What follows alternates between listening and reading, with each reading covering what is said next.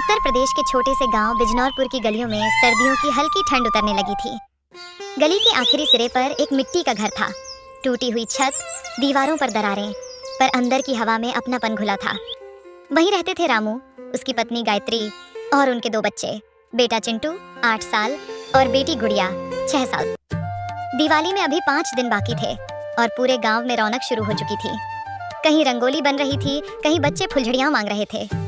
लेकिन रामू के घर में बस एक बात चल रही थी, इस बार बच्चों की दिवाली कैसे बनेगी। अरे रामू, आज फिर देर हो गई काम से, सूरज तो डूब गया। हाँ, आज ठाकुर के खेत में 3 घंटे ज्यादा रुक गया। मजदूरी तो वही की, पर पैसे पूरे नहीं मिले। पैसे कितने मिले? बस 60 रुपए। बोले बाकी कल देंगे। गायत्री एक पल के लिए चुप रही, फिर बोली, दिवाली आने वाली है, बच्चों ने नए कपड़े मांगे हैं और तू कह रहा है पैसे कल मिलेंगे। रामू धीरे से मुस्कुराने की कोशिश करता है, पर आंखों में थकान साफ झलकती है। जानता हूँ गायत्री, पर कोशिश कर रहा हूँ। कल अगर चौधरी के खेत में काम मिला तो थोड़ा ज्यादा कमाई हो जाएगी। तभी बाहर से बच्चों की हंसी सुनाई देती है। गुड़िया मिट्टी से छोटे छोटे दिए बना रही है और चिंटू उसे पानी लाकर दे रहा है। भैया देखो ना, मैंने 4 दिए बना लिए। वाह, अब इसमें रोशनी भी डालेंगे ना? हाँ, माँ कहती है कि असली दिवाली दिल से जलाए हुए दिए में होती है। रामू बाहर निकलकर दोनों को देखता है, आंखों में कोमलता आ जाती है। बहुत बढ़िया बनाया मेरी गुड़िया ने, पर अब अंदर चलो, ठंडी हवा चल रही है। बच्चे खिलखिलाते हुए अंदर आ जाते हैं। चारों परिवारजन एक साथ बैठे हैं। गायत्री ने पतली सी दाल और थोड़ा सा चावल परोसा है। बाबा, इस बार दिवाली में मुझे भी पटाखे चाहिए और मुझे मिठाई, गुड़ की नहीं, असली वाली। गायत्री धीरे से मुस्कुराती है। रामू दोनों बच्चों को देखता है और मन ही मन सोचता है, काश इनकी छोटी छोटी ख्वाहिशें पूरी कर पाता। पटाखे भी होंगे, मिठाई भी। बस थोड़ा इंतजार करो, तुम्हारा बाबा मेहनत कर रहा है ना। सच में बाबा? सच में। अब तुम लोग भगवान से दुआ करना कि कल अच्छा काम मिल जाए। गायत्री चुपचाप उन्हें देख रही थी। उसकी आंखों में गर्व और चिंता दोनों थे। उस रात जब सब सो गए, गायत्री खिड़की के पास बैठी रही। उसने देखा, गांव के अमीर घरों में पहले से रोशनी जलने लगी थी। हर घर चमक रहा था, मगर उनका घर अंधेरे में डूबा हुआ था। हे भगवान, इस बार मेरे बच्चों की दिवाली भी कुछ अलग बना देना। दिवाली में अब 3 दिन बाकी थे। गांव की गलियां रंगों और आवाजों से भर चुकी थीं। कहीं सेतुओं पर फूल बिक रहे थे, तो कहीं बच्चे मिट्टी के दिए सजा रहे थे। पर रामू के घर की रसोई में आज भी वही सादा चूल्हा जल रहा था, जिसमें उम्मीद की लौ जलती थी, मगर घी का नामो निशान नहीं था। रामू कंधे पर फावड़ा लिए चौधरी के खेत में मिट्टी पलट रहा था। सूरज तेज था, पर उसके माथे से बहता पसीना उम्मीद में ठंडा लग रहा था। ए रामू, आज जल्दी काम खत्म करना, मुझे खेत सजाने हैं त्योहार के लिए, पर मजदूरी आधी मिलेगी, समझे? साहब, आधी मजदूरी क्यों? काम तो पूरा कर रहा हूँ। त्योहार का टाइम है, सबको काम चाहिए। तेरे जैसे सैकड़ों हैं, लेना है तो ले, नहीं तो जा। रामू ने सिर झुका लिया। दिल में गुस्सा था, पर जेब में खालीपन। उसने चुपचाप फावड़ा उठाया और मिट्टी पलटने लगा। कभी कभी इंसान अपनी आवाज नहीं खोता, बस पेट की भूख उसे चुप कर देती है। शाम का वक्त था। गायत्री बच्चों के साथ बाजार में आई थी। चिंटू और गुड़िया दोनों दुकान की रोशनी देखकर खुश हो रहे थे। माँ देखो, कितना प्यारा लाल लहंगा है। और ये पटाखे बस 5 रुपए वाले हैं माँ। गायत्री ने मुस्कुराकर दोनों को देखा, पर जेब में बस 20 रुपये थे, जो उसने सब्जी बेचकर बचाए थे। बेटा, आज नहीं, कल बाबा आएंगे तो फिर देखते हैं, ठीक? ठीक है अम्मा, लेकिन भगवान जी को बोलना कि इस बार हमारे घर भी जल्दी आए। आएंगे, जरूर आएंगे। रामू घर लौटा तो उसके कपड़े मिट्टी और पसीने से भीगे हुए थे। गायत्री ने सामने से आते ही पूछा, काम मिला? हाँ, मिला भी और गया भी। मजदूरी आधी दी। वो थका हुआ आंगन में बैठ गया। गायत्री ने उसके पास पानी रखा, फिर बोली, बच्चे कुछ चाहते हैं रामू, मैं उन्हें रोकती रहती हूँ, लेकिन जानता हूँ गायत्री, कल देखता हूँ, शायद बंसी के आटा मिल में कुछ काम मिल जाए। बाबा, कल स्कूल में सब अपने नए कपड़े पहन कर आएंगे, मैं भी पहनूंगा ना? हाँ बेटा, पहनना जरूर। कपड़ा सिलवाने भेजा है ना, कल तक आ जाएगा। चिंटू मुस्कुराया और अपनी बहन के साथ अंदर चला गया। कौन सा कपड़ा भेजा? हमारे पास तो पुरानी चादर से एक जोड़ा काट लिया है। थोड़ा बहुत सिलाई खुद कर लूंगी। बस बच्चों के चेहरे मुस्कुराएं, यही काफी है। भगवान, तेरे यहाँ भी मजदूरी मिलती है क्या? रामू, काम चाहिए? हाँ मालिक, कुछ भी कर लूंगा, बस 2 दिन का काम दे दो। ठीक है, गोदाम में बोरे उठाने हैं। 2 दिन का काम, 100 रुपए रोज। धन्यवाद मालिक, मेरे बच्चों की दिवाली तुमने बचा ली। शाम को रामू घर लौटा तो चेहरे पर थकान की जगह मुस्कान थी। गायत्री ने उसे देखकर पूछा, कुछ अच्छा हुआ क्या?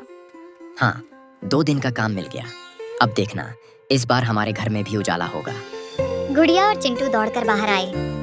सच में बाबा, अब मिठाई भी आएगी? हाँ मेरी गुड़िया, गुड़ की मिठाई सही, पर तुम्हारे लिए खास।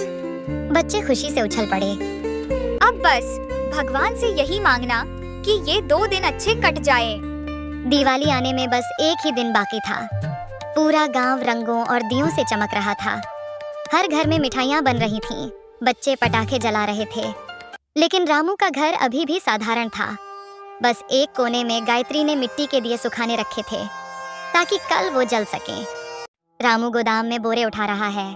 पसीना, धूल और थकान के बीच भी उसके चेहरे पर उम्मीद की रेखा है। बस आज का दिन निकल जाए, फिर बच्चों के लिए मिठाई, पटाखे और कपड़े सब ले जाऊंगा। वो तीसरा बोरा उठा ही रहा था कि अचानक फर्श पर उसका पैर फिसल गया। वो नीचे गिर पड़ा और उसके पैर में मोच आ गई। अरे रामू, क्या हाल बना लिया तेरा? चल चल, घर जा। तू अब और काम नहीं कर पाएगा। मालिक, बस आज का दिन दे दो, आधा काम कर लूंगा। नहीं, अब दूसरे आदमी से करवाना पड़ेगा। तू हट जा। रामू वहीं बैठ गया, दर्द से पैर पकड़ लिया और बोला, हे भगवान, एक दिन पहले ही क्यों? शाम का समय। गायत्री घर के बाहर दिए बना रही थी। बच्चे खुश होकर बोल रहे थे, अम्मा, कल स्कूल में सब अपने नए कपड़े दिखाएंगे। मैं भी अपना पहन लूंगा और मैं अपने बालों में फूल लगाऊंगी। गायत्री मुस्कुरा रही थी, मगर मन में सवाल था। क्या रामू कुछ ला पाएगा? तभी दरवाजे पर हल्की आहट हुई। रामू लंगड़ाता हुआ अंदर आया। अरे ये क्या हुआ पैर को? फिसल गया था मिल में, काम से निकाल दिया। कमरे में सन्नाटा छा गया। बच्चों ने चुपचाप एक दूसरे की ओर देखा। अब दिवाली नहीं होगी क्या माँ? क्यों नहीं होगी? हम अपने घर की दिवाली खुद बनाएंगे। गायत्री ने अलमारी से एक पुराना डिब्बा निकाला। उसमें कुछ सूखा आटा, थोड़ा गुड़ और तेल की बोतल थी। आज हम अपने हाथों से मिठाई बनाएंगे और जो दिया हमने बनाया है ना, वो सबसे पहले जलेगा। रामू ने उसे देखा। उसकी आंखों में गर्व और प्यार दोनों थे। गायत्री गुड़ और आटे से छोटे छोटे लड्डू बना रही है। बच्चे दिए सजा रहे हैं। माँ, ये लड्डू बाजार वाले जितने मीठे नहीं हैं, पर इसमें माँ का प्यार है ना। गायत्री मुस्कुरा दी। उसी रात गांव के बच्चे फुलझड़ियां जला रहे हैं। दूर दूर तक रोशनी फैली है। रामू के घर की दीवार पर भी अब 4 मिट्टी के दिए जल रहे हैं, छोटे मगर चमकते हुए। बाबा देखो, हमारे दिए भी चमक रहे हैं। हाँ बेटा, सबसे ज्यादा चमक तो इन्हीं में है। माँ, लगता है भगवान हमारे घर भी आ गए हैं। हाँ गुड़िया, जब मन में उजाला हो तो भगवान रास्ता दिखा ही देता है। चारों परिवारजन आंगन में बैठ गए। गुड़ की मिठाई, मिट्टी के दिए और चेहरे पर संतोष की मुस्कान। दिवाली की सुबह थी। गांव में हर तरफ रौनक फैली हुई थी। महिलाएं सजे संवरे कपड़ों में व्यस्त थीं। बच्चे हाथों में पटाखे लिए इधर उधर दौड़ रहे थे। लेकिन उस हलचल से दूर वही रामू का घर, जहां पिछली रात सिर्फ 4 दिए जले थे, पर उस 4 दियों की रोशनी से दिल पूरे गांव जितना जगमगा उठा था। चलो बच्चों, आज दिवाली है, घर को ऐसा चमकाओ कि भगवान खुद रास्ता पूछते हुए आए। माँ, क्या भगवान सच में आते हैं? हाँ बेटा, बस उन्हें दिल से बुलाना पड़ता है। दोपहर का समय। गांव के ठाकुर चौपाल पर मिठाइयाँ बांट रहे हैं। उधर से एक नौजवान लड़का आता है, शहर से आया हुआ। नाम है मनीष, जो गांव में NGO चलाता है और हर साल गरीब परिवारों की मदद करता है। थोड़ी देर पहले मैं उस तरफ के रास्ते से आया। देखा एक घर है जहाँ बच्चों ने खुद के बनाए दिए रखे हैं। बहुत सुंदर थे। अरे वो रामू मजदूर का घर होगा। उसकी औरत और बच्चे मिट्टी के दिए बनाते रहते हैं। सच में बहुत प्यारे लगे मुझे। अगर वो बेचें तो मैं कुछ खरीद लूं। गुड़िया मिट्टी के दिए रंग रही है। चिंटू पास में बैठा उन्हें सुखा रहा है। तभी बाहर से मनीष की आवाज आती है। भैया कोई है घर पर? हाँ साहब, बताइए। सुना है आपके बच्चों ने दिए बनाए हैं, मैं वो खरीदना चाहता हूँ। हमारे दिए? वो तो बस यूं ही बना रहे थे खेलने को। खेलते खेलते भी अगर दिल से कुछ बने तो वो सबसे खूबसूरत होता है। वो बच्चों से कहता है। बेटा मुझे 10 दिए दे दो, मैं अपने घर सजाऊंगा। गुड़िया और चिंटू दौड़कर दिए लाते हैं। मनीष उन्हें देखकर मुस्कुराता है। वाह, बहुत प्यारे हैं। इनकी कीमत तो 10 रुपए नहीं, दिल के 100 रुपए हैं। वो जेब से 100 का नोट निकालकर रामू के हाथ में रख देता है। साहब, इतने पैसे? ये तो बहुत ज्यादा हैं। नहीं भैया, ये मेहनत की कीमत है। और हाँ, अगर अगले साल भी ऐसे दिए बनाओ तो मुझे पहले बताना। वो चला जाता है। गायत्री की आंखों में आंसू आ गए। रामू ने आसमान की तरफ देखा। देखा गायत्री, भगवान ने रास्ता ढूंढ ही लिया हमारे घर तक। पूरा गांव रोशनी से नहा रहा है। रामू के घर में भी आज दियों की कतारें सजी हैं।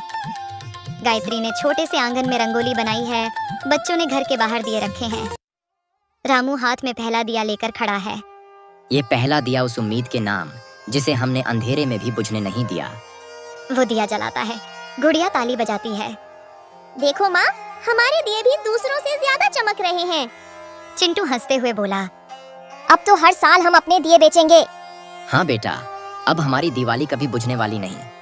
उस रात जब गांव के सारे दिए जल रहे थे तो सबसे कोने वाले उस छोटे से घर से जो रोशनी निकली वो पूरे गांव के दिलों तक पहुंची। क्योंकि दिवाली का असली अर्थ तो वही समझता है जिसने अंधेरे में भी उम्मीद को जिंदा रखा हो।